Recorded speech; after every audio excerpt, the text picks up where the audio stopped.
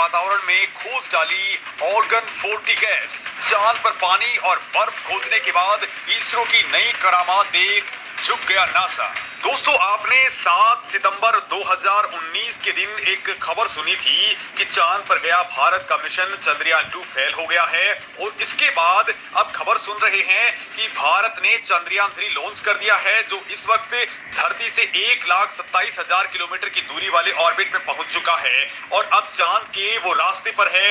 लेकिन दोस्तों, जब ये चांद के रास्ते पर है तभी कुछ ऐसी खबर सामने आई है कि हर किसी को हैरान कर रही है कि असल में चांद पर जो मिशन फेल बताया जा रहा था वो अब करामात कर रहा है, वो जाग चुका है। और कुछ ऐसी करामात की है कि नासा ही नहीं बल्कि रूस से लेकर के चीन की स्पेस एजेंसियों के भी कान खड़े हो गए हैं, क्योंकि करोड़ों अरबों डॉलर लगा करके भी जो काम वो नहीं कर पाए वो काम इसरो के फेल्ड बताए जा रहे चंद्रयान 2 मिशन ने कर दिखाया है। ये अब चंद्रयान 3 के चांद पर पहुंचने से पहले ही इसरो का डंका बजाने में लगा हुआ है। तो फिर दोस्तों, आखिर चंद्रयान 2 ने चांद पर ऐसा क्या कर दिखाया है कि सबके होश उड़ गए हैं? चंद्रयान 2 ने चांद की सतह पर ऐसी कौन सी खोज कर ली है जिसे सुनकर आपकी हैरानी भी अब बढ़ने वाली है? तो दोस्तों, इस वीडियो में मैं आपको चंद्रयान 2 की वो सफलता बताने वाला हूं जिसे जानकर आप भी हैरान हुए बगैर नहीं रहेंगे। लेकिन इससे पहले अगर आपने चैनल को सब्सक्राइब नहीं किया है तो इसे जरूर कर लीजिए और चंद्रयान 2 और चंद्रयान 3 के लिए इसरो वैज्ञानिकों के सपोर्ट में कमेंट करना बिल्कुल नहीं भूलिएगा। तो दोस्तों, बेशक चंद्रयान 2 चांद के ऊपर क्रैश हो गया था, लेकिन उसका केवल 5% हिस्सा ही हार्ड लैंडिंग की वजह से बर्बाद हुआ था। बड़ी बात यह है दोस्तों, और ये खुद इसरो ने बताया है कि 95% पार्ट्स आज भी सही सलामत हैं।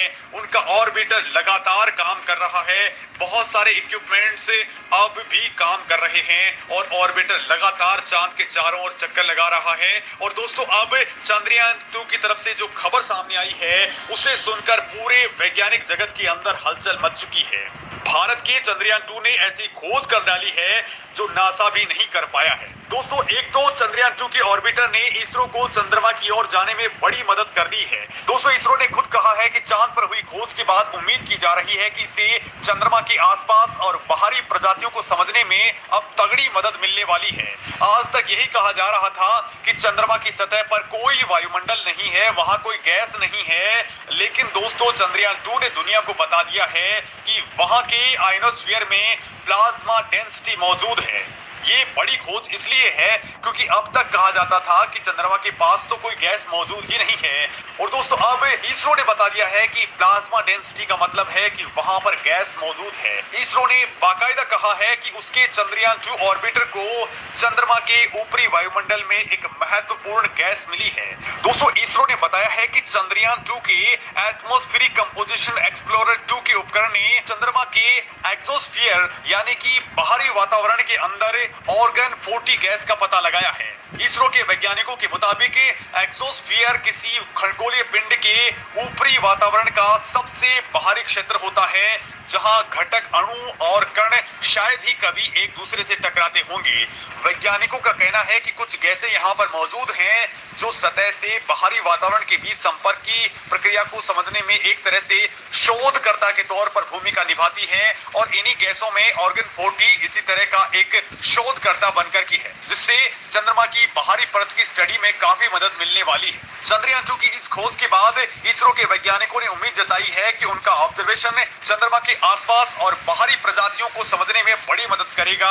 इसके साथ ही चंद्रमा की सतह के नीचे रेडियोजेनिक गतिविधियों को समझने में भी ये ऑब्जर्वेशन बड़ी मदद करने वाला है। इसरो के मुताबिक दोस्तों, ये खोज इसलिए भी महत्वपूर्ण है क्योंकि ऑर्गन 40 एक उत्कृष्ट गैस है जो स्थिर गैसों में से एक है। और दोस्तों, चंद्रमा की सतह की प्रक्रियाओं को समझने के लिए ये एक प्रमुख ट्रेजर के तौर पर काम करेगी। इसरो के मुताबिक AR40 गैस चंद्रमा की सतह के नीचे मौजूद पोटेशियम 40 के रेडियो एक्टिव विघटन से पैदा होती है। इसके साथ ही ये खोज इसलिए भी महत्वपूर्ण है क्योंकि अपोलो 17 और LADE मिशनों ने चंद्रमा के बाहरी इलाके में AR-40 गैस की मौजूदगी का पता लगाया था, लेकिन दोस्तों वो खोज चंद्रमा के निकट भूमंडलीय क्षेत्र तक ही सीमित थी और पहली बार चंद्रयान 2 के एटमॉस्फेरिक कंपोजिशन एक्सप्लोरर 2 उपकरण ने लगातार -40 से लेकर के +40 डिग्री की अक्षांश सीमा में AR-40 गैसों को ऑब्जर्व किया है। इसके साथ ही चंद्रयान 2 ऑर्बिटर पर मौजूद एक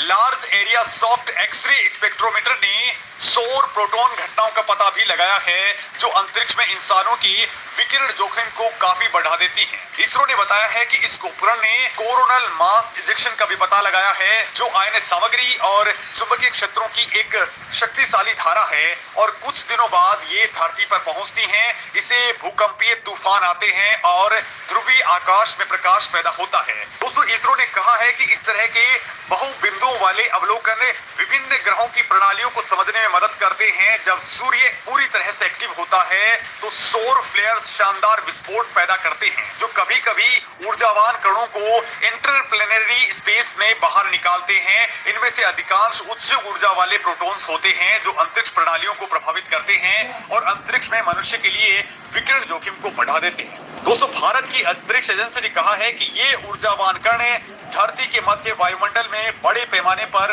आयनीकरण का कारण बनते हैं। कई तीव्र सौर फ्लेयर्स के कारण CME आयनिक सामग्री और चुंबकीय क्षेत्रों की एक शक्तिशाली धारा होती है, जो कुछ दिनों बाद धरती पर पहुंचती है, जिससे भूचुंबकीय तूफान आते हैं और ध्रुवीय आकाश को ये रोशन करते हैं। दोस्तों, इसरो ने कहा है कि CME करीब 1000 किलोमीटर प्रति सेकंड की स्पीड से यात्रा करती हैं और इसे धरती तक पहुंचने में 2 से 3 दिन लगते हैं।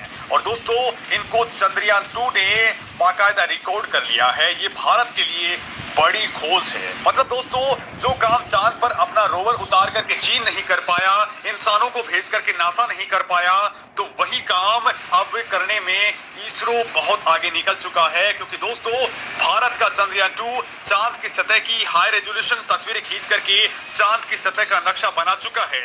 ये सदी है। साथ ही इसने हीलियम 3 की खोज भी कर डाली है। साथ ही दोस्तों, इसने चांद के दक्षिण ध्रुव पर पानी और बर्फ की पहचान भी कर ली है। इसने चंद्रमा के बाहरी वातावरण को पूरी तरह से स्कैन करके सूरज की किरणों में मौजूद सोलर रेडिएशन की तीव्रता को भी माप लिया है। दोस्तों, चंद्रयान 2 के ऑर्बिटर ने चांद के चारों ओर चक्कर लगाते हुए हाइड्रोक्सिल और पानी के अणुओं वाली बेहद क्रांतिकारी खोज कर ली है। इसे 29 डिग्री नॉर्थ से लेकर के 62 डिग्री नॉर्थ के बीच में स्पष्ट तौर पर हाइड्रोक्सिल और पानी के संकेतों की पहचान मिल चुकी है। बड़ी बात तो यह है दोस्तों कि ये तमाम खोज चंद्रयान 3 के लिए बहुत काम आ रही हैं और वो अब नया इतिहास लिखने वाला है, क्योंकि इसरो ने भी इसके ऊपर 7 ऐसे बेहद खतरनाक इक्विपमेंट्स भेजे हैं, जो चांद के ऊपर अब खोज का नया इतिहास लिख देंगे।